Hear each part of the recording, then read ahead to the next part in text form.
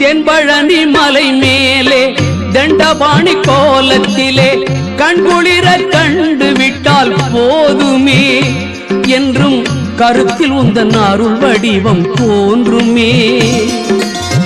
தென்பழனி மலை மேலே தண்டபாணி கோலத்திலே கண்குளிர கண்டு விட்டால் போதுமே என்றும் கருத்தில் உந்தன் அருள் வடிவம் தோன்றுமே.